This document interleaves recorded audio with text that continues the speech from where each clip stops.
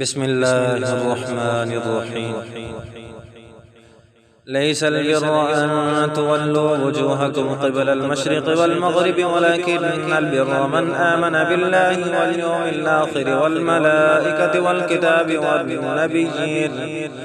والنبيين وآتى المال على حبه ذوي القربى واليتامى والمساكين وابن السبيل والسائلين وفي الرقاب وأقام الصلاة وآتى الزكاة والموفون بعهدهم إذا عاهدوا والصابرين في البأساء والضراء وحين البأس أولئك الذين صدقوا وأولئك هم المتقون.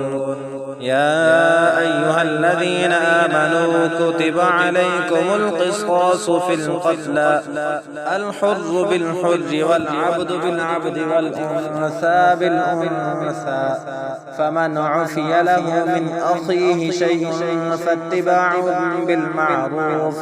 بالمعروف وأداء إليه بإحسان ذلك تخفيف من ربكم ورحمة فمن اعتدى بعد ذلك فله عذاب أليم. ولكم في القصاص حياة يا أولي الألباب لعلكم تتقون. كتب عليكم إذا حضر أحدكم الموت إن ترك خيرا الوصية للوالدين والأقربين بالمعروف حقا على المتقين. فمن بدله بعدما سمعه فإنما إثمه على الذين يبدلونه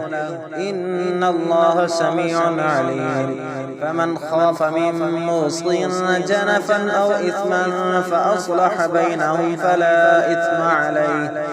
إن الله غفور رحيم. يا أيها الذين آمنوا كتب عليكم الصيام كما كتب على الذين من قبلكم لعلكم تتقون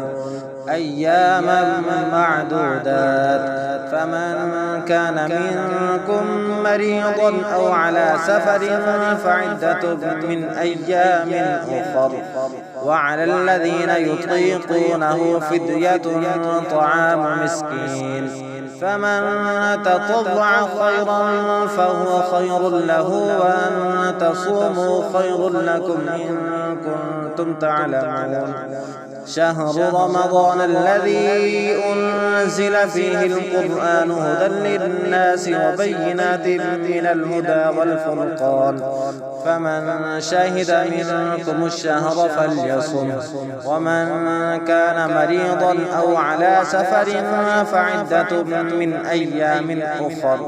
يريد الله بكم اليسر ولا يريد بكم العسر ولتكملوا العدة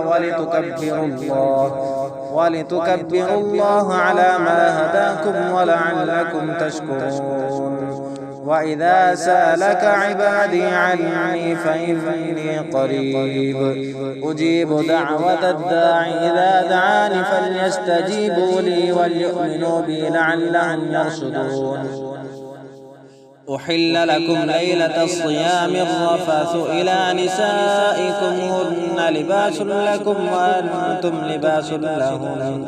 علم الله أنكم كنتم تختانون أنفسكم فتاب عليكم وعفى عنكم فالآن باشروهن وابتغوا ما كتب الله لكم وكلوا واشربوا حتى يتبين لكم الخيط الأبيض من الخيط الأسود من الفجر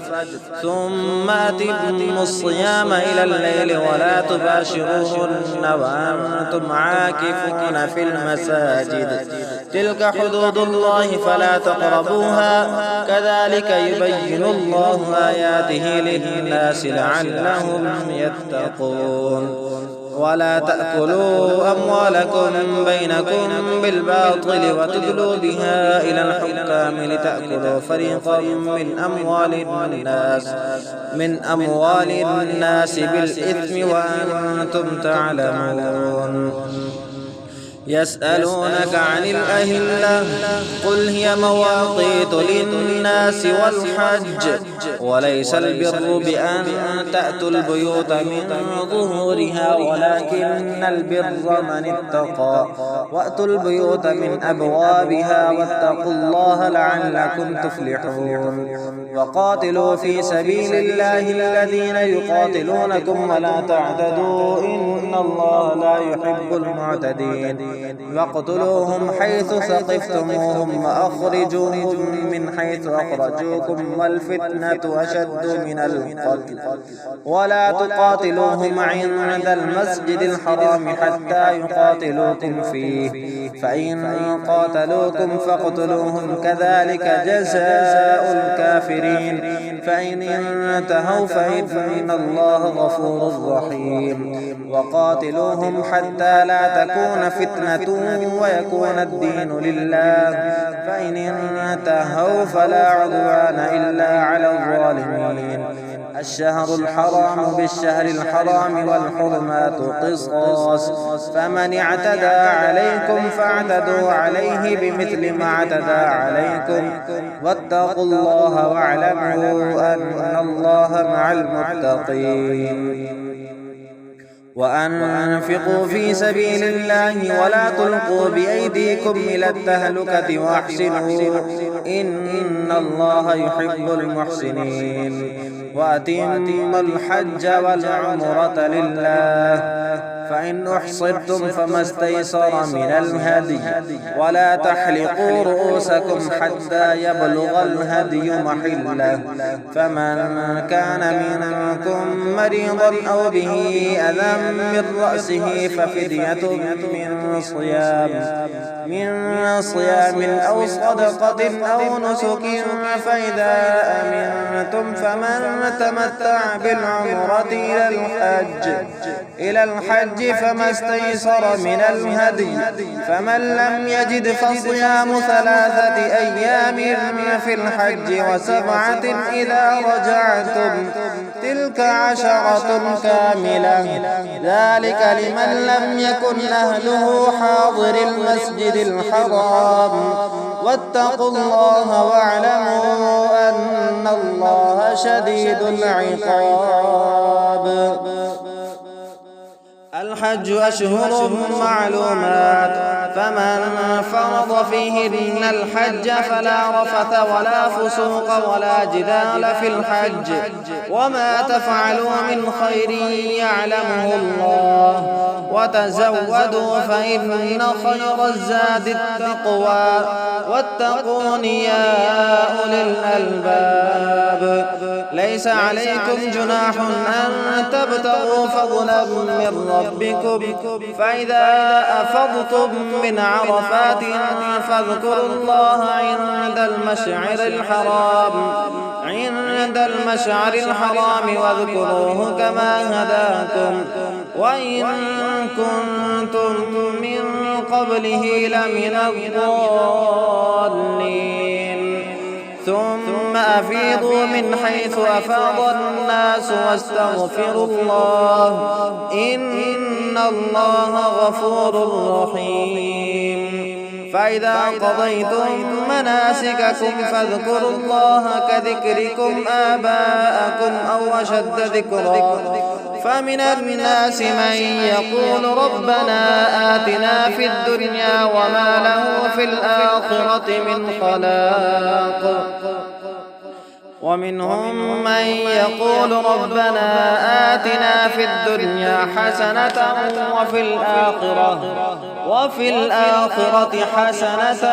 وقنا عذاب النار أولئك لهم نصيب مما كسبوا والله سريع الحساب واذكروا الله في أيام معدودات فمن تعجل في يومين فلا إثم عليه ومن تأخر فلا إثم عليه لمن اتقى واتقوا الله واعلموا أنكم إليه تحشرون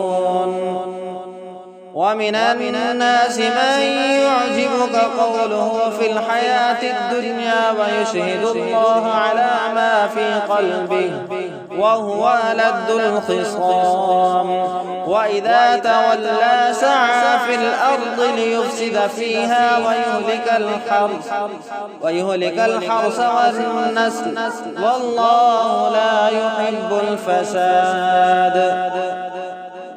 وإذا قيل له اتق الله أخذته العزة بالإثم فحسبه جهنم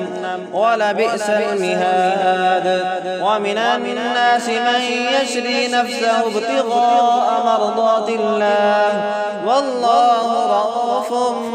بالعباد. يا أيها الذين آمنوا ادخلوا في السلم كافة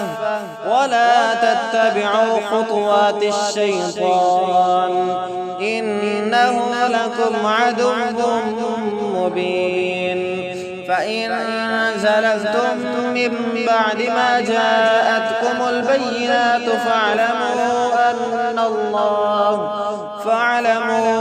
أن الله عزيز حكيم. هل ينظرون إلا أن يأتيهم الله في ظلل من الغمام والملائكة وقضي الأمر وإلى الله ترجع الأمور.